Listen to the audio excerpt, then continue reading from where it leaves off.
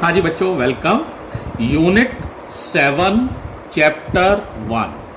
Chapter 1 का वैसे तो नाम है बच्चों पार्टिकल नेचर ऑफ रेडिएशन, लेकिन मेनली ये जो बेस्ड है फोटो इलेक्ट्रिक इफेक्ट पर बेस्ड है। ठीक है, तो हम शुरुआत भी यहीं से कर रहे हैं। फोटो इलेक्ट्रिक इफेक्ट क्या होता है और कई इंपॉर्टेंट टर्म्स जो हैं उन पर हम चर्चा सबसे पहले कर रहे हैं। तो सबसे पहले आती है डेफिनेशन, फोटो इलेक्ट्रिक इफेक्ट की डेफिनेशन। ध्यान से सुनिए, बड़ी आसान है।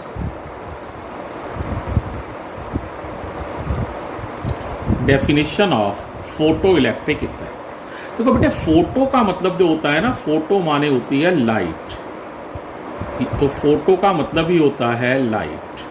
आपने कई जगह पढ़ा है, बायोलॉजी में पढ़ा है फोटोसिंथेसिस, यानी लाइट की प्रेजेंस में होने वाली सिंथेसिस। तो फोटो का मतलब लाइट। इलेक्ट्रिक का मतलब है इलेक्ट्रिक करंट। इलेक्ट्रिक का मतलब आप इलेक्ट्रिक करंट से समझ सकते हो। तो देखो, फोटो इलेक्ट्रिक इफेक्ट का मतलब क्या हुआ, जब किसी मेटल की सरफेस पर, ये कोई मेटल की सरफेस है, इस पर हम क्या डालें, लाइट डालें। लेकिन लाइट ये नहीं कोई भी लाइट हो, एक सूटेबल फ्रीक्वेंसी की लाइट हो। Suitable frequency. तो अगर हम किसी मेटल सरफेस पर सूटेबल फ्रीक्वेंसी की लाइट डालें तो उसमें से इजेक्शन ऑफ इलेक्ट्रॉन शुरू हो जाता है। क्या शुरू हो जाता है?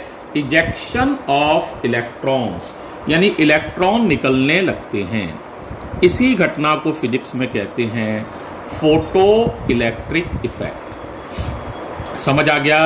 अब इसको लिखना है। बोलो, क्या बोला? The ejection of electrons from the metallic surface. ये कौन सी सरफेस मानी है? Metallic surface. When a light of suitable frequency is incident on it is called photo electric effect. तो देखो, बोलो क्या बोला मैंने डेफिनेशन, बोलो। When a light of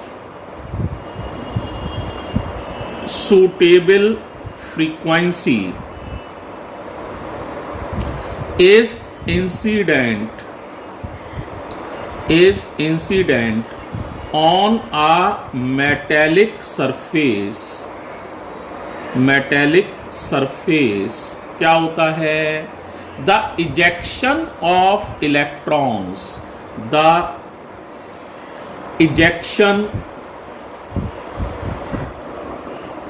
of electrons takes place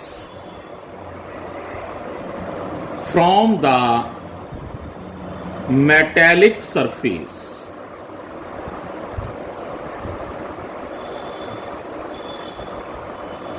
This phenomenon is called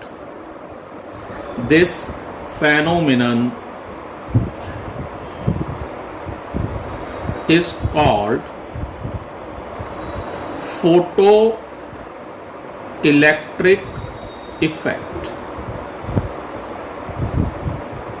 this phenomenon is called photo electric effect. क्या सभी लोगों को डेफिनेशन समझ में आ गई है? क्या करना है? लाइट डालनी है एक सूटेबल फ्रीक्वेंसी की, और इससे मेटल में से इलेक्ट्रॉन्स निकलने लगेंगे। इलेक्ट्रॉन का निकलना ही करंट है, क्योंकि मूविंग इलेक्ट्रॉन्स है, तो यानी उसमें से करंट निकलने लगेगी, ये भी कह सकते हैं आप, है ना, या इलेक्ट्रॉन्स निकलने लगेंगे। इसी घटना को प्यारे बच्चों फोटो इलेक्ट्रिक इफेक्ट कहते हैं। फोटो माने लाइट, और इलेक्ट्रिक का मतलब इलेक्ट्रिक करंट से आप मान सकते हैं। ठीक है, तो पहली बात क्लियर हो गई। अब देखो बेटा, कुछ इंपॉर्टेंट टर्म्स हैं जिनको आपको यहां समझना है। तो सम इंपॉर्टेंट टर्म्स, इनको पहले समझ लो तो तुम्हें ये पूरा ही चैप्टर बहुत आसान लगेगा। तो देखो, कुछ टर्म्स मैं आपको पहले बता रहा हूं। सबसे पहला टर्म है, जो लाइट है वो हम ये मानते हैं लाइट जो है पार्टिकल नेचर की है इस चैप्टर में, यानी लाइट छोटे छोटे एनर्जी के बंडल्स या पार्टिकल्स से मिलकर बनी है, जिन्हें हम क्वांटा या फोटोन कहते हैं। क्वांटा QUNTA, और फोटोन PHOTON, फोटोन। तो सबसे पहले हम जान रहे हैं कि एक फोटोन की एनर्जी कितनी होती है। Energy of a photon.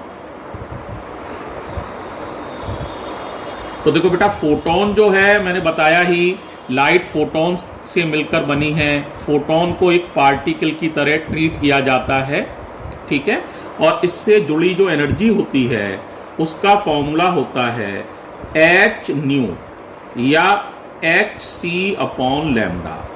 c का मतलब वेलोसिटी ऑफ लाइट होती है, और ये आपको पता ही है c बराबर होता है न्यू लैम्डा। ये सबको याद ही होगा। c माने वेलोसिटी ऑफ लाइट, न्यू माने फ्रीक्वेंसी ऑफ लाइट, और लैम्डा माने वेवलेंथ, ठीक है। तो ये होती है एनर्जी ऑफ ए फोटोन। बहुत इंपॉर्टेंट रिजल्ट है, याद कर लीजिए। H का नाम क्या है? H का नाम होता है, आपको पता ही है, E का नाम तो एनर्जी है। H का नाम होता है प्लैंक्स कांस्टेंट। क्या नाम है बच्चों? Planck's constant. प्लैंक्स कांस्टेंट, ये H का नाम है। H की वैल्यू वैसे तो फिक्स होती है बेटा, याद भी होगी आपको, लेकिन एक बार मैं लिख देता हूं, 6.62 इंटू 10 की पावर -34, और यूनिट होती है joule into second. Joule into second, ये यूनिट होती है। अब बच्चों, एक और इंपॉर्टेंट बात यहां मैं बता रहा हूं, उसको सुनो जरा ध्यान से। ये एनर्जी को अगर हम एक तरह से और भी लिख सकते हैं, जरा ध्यान से देखना। 1 2 3 7 5 अपॉन लैम्डा, ये भी एनर्जी का फॉर्मूला होता है, लेकिन ये एनर्जी इलेक्ट्रॉन वोल्ट में होती है। ई का मतलब इलेक्ट्रॉन, वी का मतलब वोल्ट। इलेक्ट्रॉन वोल्ट भी एनर्जी की एक यूनिट है, अभी मैं डिफाइन करूंगा, लेकिन यह लैम्डा की वैल्यू एंगस्ट्रम में रखनी होती है, ये ध्यान रखना। ये फॉर्मूला तभी सही है जब लैम्डा की वैल्यू आप किस में रखेंगे? एंगस्ट्रम में। और आंसर आएगा जूल में नहीं आएगा, आंसर आएगा इलेक्ट्रॉन वोल्ट में। बड़ा स्पेशल फॉर्मूला है, ध्यान कर लो। E बराबर 1 2 3 4 5, 4 की जगह 7 है वैसे, तो 1 2 3 4 5 सही करो, 1 2 3 7 5 अपॉन लैम्डा। लैम्डा की वैल्यू हमेशा एंगस्ट्रम में रखनी है, तो आंसर एनर्जी का डायरेक्ट इलेक्ट्रॉन वोल्ट में आता है। सबसे पहले मैं इलेक्ट्रॉन वोल्ट को अब डिफाइन कर रहा हूं। इलेक्ट्रॉन वोल्ट क्या होता है ये भी समझो, छोटी छोटी डेफिनेशंस हैं। तो देखो बेटा, इलेक्ट्रॉन वोल्ट को डिफाइन कर रहे हैं। इलेक्ट्रॉन वोल्ट एनर्जी की यूनिट है, छोटी यूनिट है, इलेक्ट्रॉन वोल्ट। शॉर्ट में ईवी लिखते हैं, EV. It is a very small unit of energy. It is a very small unit of energy. अब कोई क्या, ठीक है सर स्मॉल यूनिट तो है, लेकिन एनर्जी है कितनी ये तो बताइए। तो जरा ध्यान से सुनिए, इसके लिए मैं डिफाइन कर रहा हूं। When an electron is accelerated through a potential difference of 1 volt, then the energy gained by the electron is called 1 electron volt। ध्यान से सुनो। When an electron is accelerated through a potential difference, यानी voltage है ना, potential difference of 1 volt, then the energy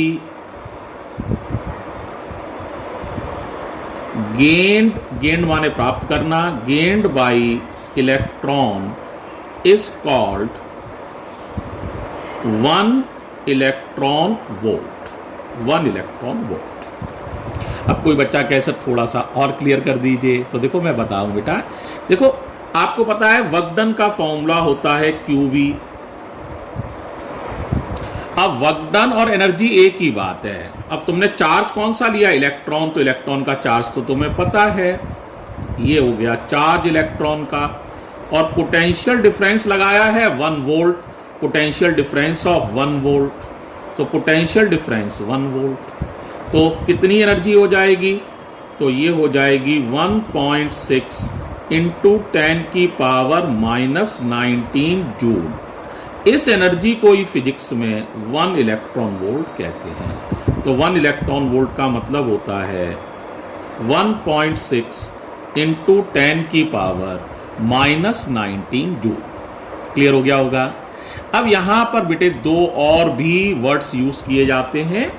1 kilo electron volt, kilo का मतलब सब लोग जानते हैं 1000 इलेक्ट्रॉन वोल्ट। तो जब यहां 10 की पावर 3 का मल्टीप्लाई करेंगे तो 1.6 इंटू 10 की पावर माइनस 16 जूल। इतनी एनर्जी को फिजिक्स में कहते हैं 1 केईवी, 1 किलो इलेक्ट्रॉन वोल्ट। एक और वर्ड यूज किया जाता है 1 एमईवी, मिलियन इलेक्ट्रॉन वोल्ट या मेगा इलेक्ट्रॉन वोल्ट, मेगा। तो इसका मतलब होता है 10 की power 6 electron volt, 1 mega, 10 lakh, है ना। तो इसका मतलब हो जाएगा 1.6 इंटू, देखो ये 6 पावर है, ये माइनस की 19 है, 19 में से 6 निकल जाएंगी, तो 10 की पावर माइनस 13 जूल। ठीक है। एक इंपॉर्टेंट बात हम बता रहे हैं, बहुत ही इंपॉर्टेंट बात, सबसे आसान लगेगी लेकिन बहुत महत्वपूर्ण बात है, उसको समझो जरा।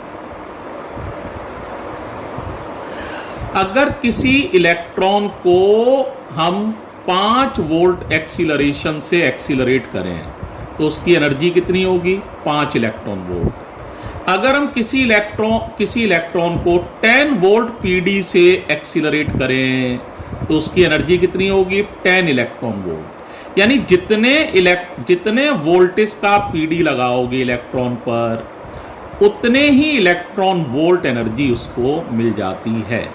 तो मैं एक बार लिख भी देता हूं, if N electron is accelerated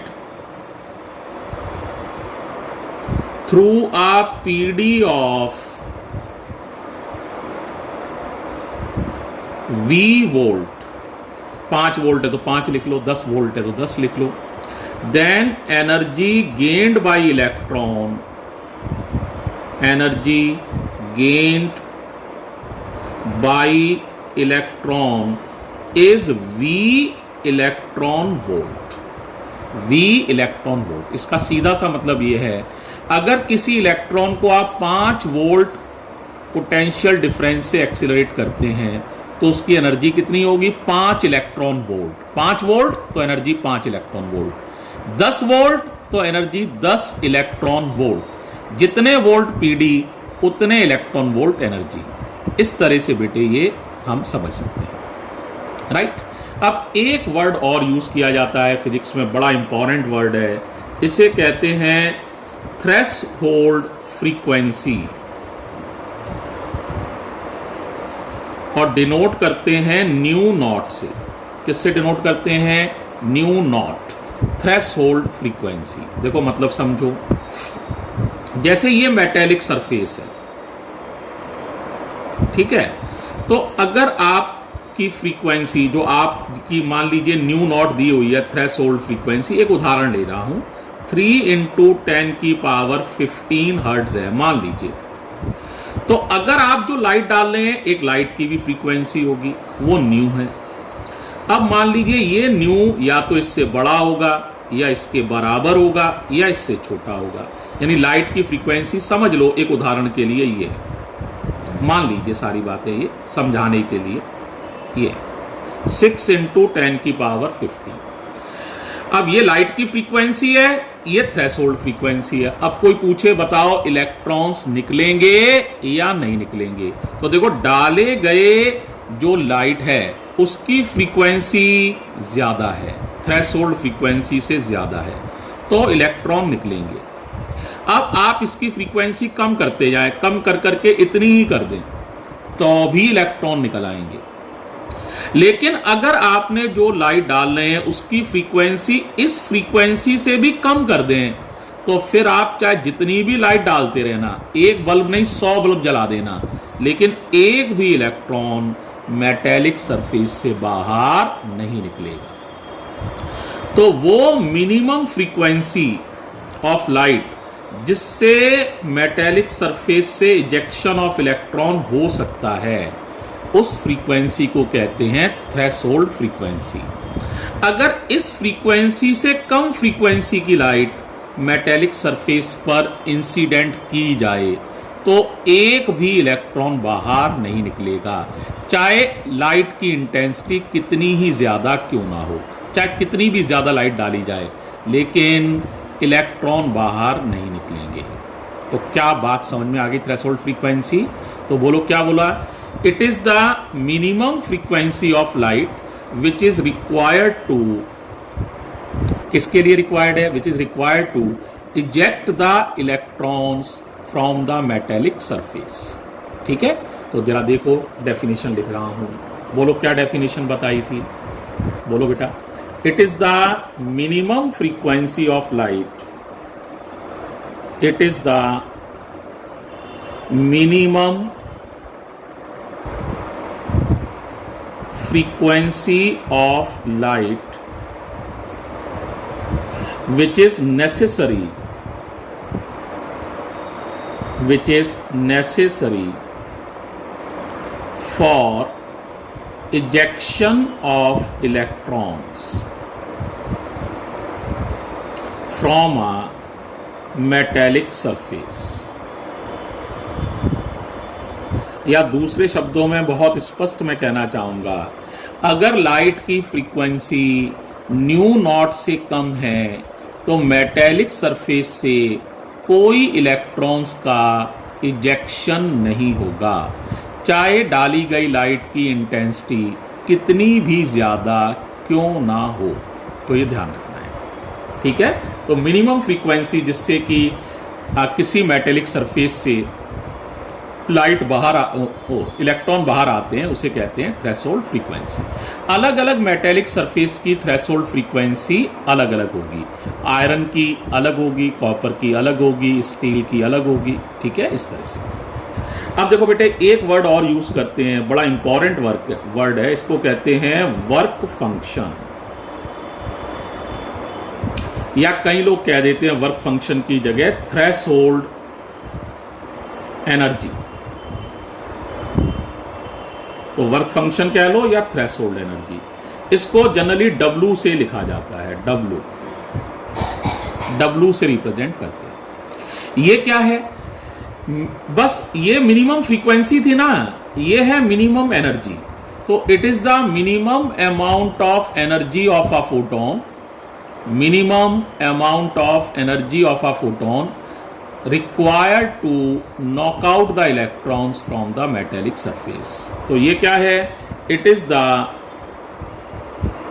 minimum, it is the minimum amount of energy,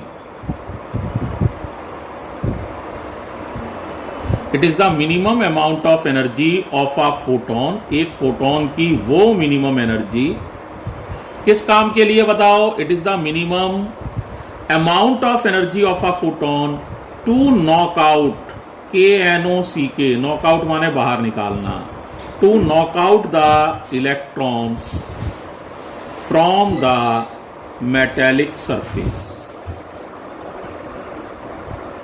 बताई दिया, किससे डिनोट करते हैं भाई? अभी अभी बताया था W से। तो W का फॉर्मूला होता है, ये भी एक तरह की एनर्जी है, कम से कम एनर्जी है जिससे कि मेटेलिक सरफेस से इलेक्ट्रॉन बाहर आ जाए। अगर इससे कम एनर्जी के फोटोन आप डालेंगे मेटेलिक सरफेस पर तो एक भी इलेक्ट्रॉन बाहर नहीं आएगा, ठीक है, चाहे जितनी मर्जी लाइट डालते रहना, लेकिन इलेक्ट्रॉन्स बाहर नहीं निकलेंगे। तो फॉर्मूला होता है E बराबर H न्यू, इसी तरह W बराबर H new not. New not का नाम थ्रेशोल्ड फ्रीक्वेंसी है, या HC upon lambda naught, lambda naught का नाम थ्रेशोल्ड वेवलेंथ है, या एक और फॉर्मूला मैंने अभी बताया था, ये भी काम का है, 12375 upon lambda naught. Lambda naught का नाम ध्यान से सुनिए, थ्रेशोल्ड वेवलेंथ। अगर ये फॉर्मूला यूज करोगे तो लैम्डा नॉट एंगस्ट्रम में लगाना है और आंसर इलेक्ट्रॉन वोल्ट में आएगा। इनमें आंसर जूल में आता है, इस वाले में आंसर इलेक्ट्रॉन वोल्ट में आता है। तो ये बड़ा यूजफुल रिजल्ट है, इसको भी ध्यान रखना है। ठीक है, एक और बच्चों में जरा आपके लिए एक और इंपॉर्टेंट टर्म यूज कर रहा हूं, इसको सुनो। इंपॉर्टेंट टर्म है, इसे कहते हैं बच्चों स्टॉपिंग पोटेंशियल। पहले समझना, जनरली इसको V0 से लिखा जाता है, V0। अब बहुत ध्यान से समझना है सभी लोगों को, बड़ा इंपॉर्टेंट टर्म है। जैसे मान लो ये मेटेलिक सरफेस है बेटे, अब मेटेलिक सरफेस के अंदर क्या है, इलेक्ट्रॉन्स हैं। तो कोई इलेक्ट्रॉन सरफेस पर होगा, कोई कुछ अलग गहराई पर होगा, कुछ अलग गहराई पर होगा। इस तरह हर तरफ इलेक्ट्रॉन्स हैं, अलग अलग गहराई में मेटल की होंगे। Am I right? अब मान लो इसका वर्क फंक्शन, यानी कम से कम जो एनर्जी चाहिए इन इलेक्ट्रॉन्स को निकालने के लिए, वो चाहिए 3 इलेक्ट्रॉन वोल्ट। यानी अगर 3 इलेक्ट्रॉन वोल्ट या उससे ज़्यादा एनर्जी डालोगे तभी इलेक्ट्रॉन्स बाहर निकलेंगे। अगर 3 इलेक्ट्रॉन वोल्ट से कम एनर्जी की लाइट आप डाल रहे हैं तो कोई इलेक्ट्रॉन बाहर नहीं निकलेगा। अब मान लो मैंने लाइट ली बेटे इस पर और लाइट इंसिडेंट कर रहा हूं, तो ये लाइट जो है ये 6 इलेक्ट्रॉन वोल्ट की है। अब यहां पर बच्चों को एक जगह बहुत डाउट होता है, बहुत ध्यान से सुनना बेटा मेरी बात को, यहां इंपॉर्टेंट टर्म है ये, देखो अब समझो। अब बताओ इसमें से इलेक्ट्रॉन बाहर आएंगे, ये वाला इलेक्ट्रॉन भी बाहर आ सकता है जो बिल्कुल सरफेस पर है, ये इलेक्ट्रॉन भी बाहर आ सकता है जो थोड़ा गहरा है, ये इलेक्ट्रॉन भी बाहर आ सकता है जो और गहरा है, ये इलेक्ट्रॉन भी बाहर आ सकता है जो और गहरा है। तो क्या सारे इलेक्ट्रॉन्स की एनर्जी बराबर होंगी बाहर निकलते समय? नहीं, ऐसा नहीं होगा। देखो बेटा ये तो क्या है, बहुत कम गहरा है, तो ये 3 इलेक्ट्रॉन वोल्ट से ही अगर बाहर निकल आएगा तो 3 इलेक्ट्रॉन वोल्ट तो लग गए बाहर आने में। तो जब ये निकलेगा बाहर तो इसके पास काइनेटिक एनर्जी के रूप में बचेंगे 3 इलेक्ट्रॉन वोल्ट। 6 थे टोटल, 6 में से 3 खर्च हो गए बाहर आने में, बाकी 3 इसके पास काइनेटिक एनर्जी के रूप में है। मान लो ये अंदर था तो इसको यहां से यहां आने में 1 इलेक्ट्रॉन वोल्ट एनर्जी खर्च हो रही है, फिर 3 बाहर आने में, तो इसका खर्चा हो गया मान लीजिए 1 और प्लस 3 4 इलेक्ट्रॉन वोल्ट तो खर्च हो गए। तो इसके पास काइनेटिक एनर्जी बचेगी, टोटल 6 था, 6 में 4 खर्च हो गया तो एनर्जी बची 2 इलेक्ट्रॉन वोल्ट। अब इसके पास सोचो, एक समझने के लिए बता रहे हैं, मान लो इसको यहां से यहां आने में 1 इलेक्ट्रॉन वोल्ट, यहां से यहां आने में 1 और इलेक्ट्रॉन वोल्ट और 3 इलेक्ट्रॉन वोल्ट बाहर आने में, तो कितनी एनर्जी खर्च हो जाएगी? 1 2 और 3 5 खर्च हो गए, टोटल 6 थे तो 1 इलेक्ट्रॉन वोल्ट। अब इसको सोचो, मान लो यहां से यहां आने में 1 इलेक्ट्रॉन वोल्ट, फिर यहां से यहां आने में 1 और, फिर 1 और फिर 3 बाहर आने में, तो पूरे 6 इलेक्ट्रॉन वोल्ट एनर्जी खर्च हो जाएगी। तो इसके पास एनर्जी कितनी बचेगी? 0 इलेक्ट्रॉन वोल्ट। यानी मैं तुम्हें यह कहना चाह रहा हूं कि मेटेलिक सरफेस से जो इलेक्ट्रॉन निकलेंगे उन सबकी energy 3 electron volt 6 - 3 electron volt ही हो, ऐसा नहीं है। इलेक्ट्रॉन के पास अलग अलग काइनेटिक एनर्जी होगी, सबसे कम 0 होगी और सबसे ज्यादा इन दोनों का डिफरेंस यानी कि 3 इलेक्ट्रॉन वोल्ट होगी। तो इसमें जो इलेक्ट्रॉन वो निकलेंगे उनके पास काइनेटिक एनर्जी वेरी करेगी 0 से 3 इलेक्ट्रॉन वोल्ट तक इस एग्जाम्पल में। लेकिन कोई पूछे के मैक्स बताइए सर कि सबसे ज्यादा एनर्जी कितनी होगी, है ना, इस वाले केस में। तो इस वाले केस में के मैक्स है 3 इलेक्ट्रॉन वोल्ट। कितना है? 3 इलेक्ट्रॉन वोल्ट, यानी इतनी मैक्सिमम एनर्जी से इलेक्ट्रॉन बाहर निकलेगा। अब इस इलेक्ट्रॉन को मैं रोकना चाहता हूं कि ये जो सबसे तेज निकल रहा है ये रुक जाए और प्लेट तक ना पहुंचे, तो मैंने सामने एक प्लेट लगा दी और इस पर नेगेटिव पोटेंशियल दे दिया। नेगेटिव, अब सोचोगे नेगेटिव ही क्यों दे रहे हैं सर? क्योंकि ये इलेक्ट्रॉन पर नेगेटिव चार्ज है और ये भी नेगेटिव है, तो नेगेटिव नेगेटिव को रिपेल करेगा जिससे कि ये रुक जाएगा इलेक्ट्रॉन और इस प्लेट तक ना पहुंच पाए। जस्ट प्लेट तक पहुंचने से इसको रोक दें। तो बताओ कितनी एनर्जी को रोकना है? ज्यादा से ज्यादा 3 इलेक्ट्रॉन वोल्ट, इससे बड़ी एनर्जी तो है ही नहीं। तो यहां मुझे पोटेंशियल डिफरेंस कितना लगाना पड़ेगा? 3 वोल्ट। मैंने बताया था जितने इलेक्ट्रॉन वोल्ट एनर्जी होती है उतने ही वोल्ट पोटेंशियल डिफरेंस लगाना पड़ता है। तो यहां पोटेंशियल डिफरेंस 3 वोल्ट लगाना पड़ेगा नेगेटिव सेंस में। तो ये जो 3 वोल्ट पोटेंशियल डिफरेंस तुमने लगाया है नेगेटिव सेंस में, ताकि कोई भी इलेक्ट्रॉन इसको रीच ना कर सके, क्योंकि यही रीच नहीं कर पाएगा तो बाकी पे एनर्जी तो इससे कम है, तो एक भी इलेक्ट्रॉन इस प्लेट तक ना पहुंच पाए, सारे इलेक्ट्रॉन रास्ते में ही स्टॉप हो जाएं। तो इस मिनिमम पोटेंशियल को 3 वोल्ट से ज्यादा भी लगा सकते हैं आप। 4 लगा देंगे तो बिल्कुल ही नहीं पहुंचेगा, माइनस का 5 लगा देंगे तो भी नहीं पहुंचेगा, लेकिन कम से कम लगाओ तो -3 तो लगाना ही पड़ेगा तुम्हें। तो इसे ही कहते हैं फिजिक्स में स्टॉपिंग पोटेंशियल।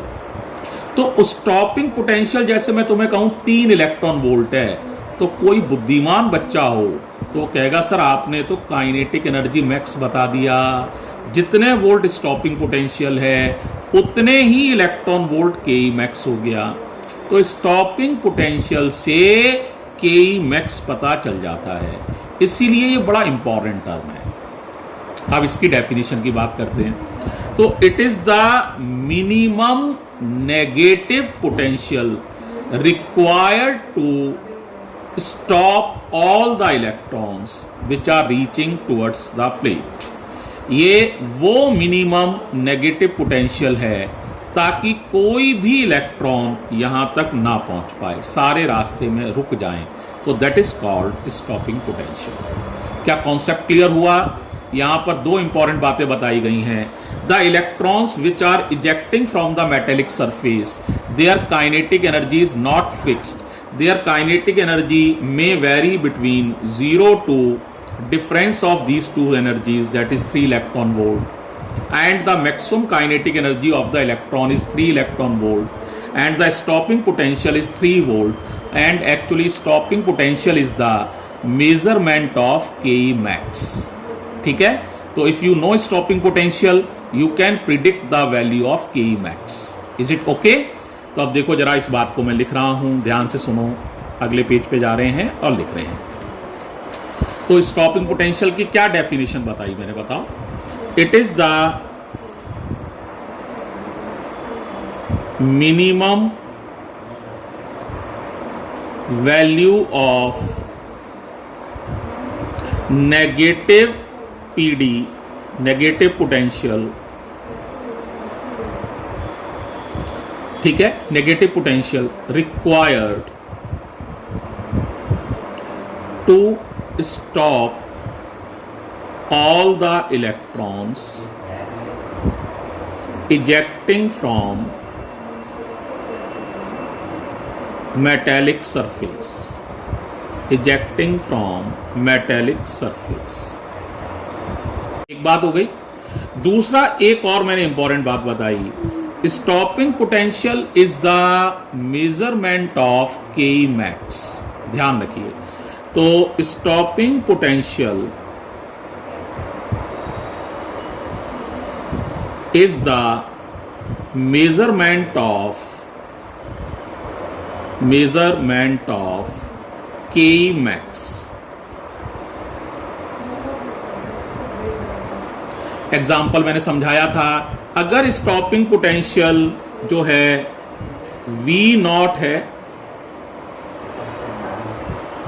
V0 वोल्ट है, तो जो के मैक्स होगी वो कितनी होगी बता सकते हो?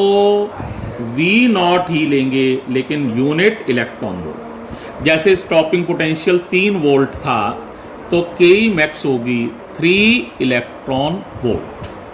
ठीक है, इस तरह से बेटे स्टॉपिंग पोटेंशियल को तुम लोग समझ सकते हो। तो देखो अभी तक मैंने कितनी डेफिनेशंस बताई हैं तुम्हें, देखो जरा ध्यान से। स्टॉपिंग पोटेंशियल बता दिया है ना, वर्क फंक्शन बता दिया है, इसके अलावा थ्रेशोल्ड फ्रीक्वेंसी बता दी है, इलेक्ट्रॉन वोल्ट बता दिया है और फोटोन की एनर्जी भी बता दिया है। तो बेटा इतनी डेफिनेशन हम आपको बता चुके हैं। Is it all right? तो देखो इस वीडियो को यहीं पर अब हम स्टॉप कर रहे हैं, इसके अगला वाला हिस्सा नेक्स्ट वीडियो में हम भेज रहे हैं। थैंक यू बच्चों।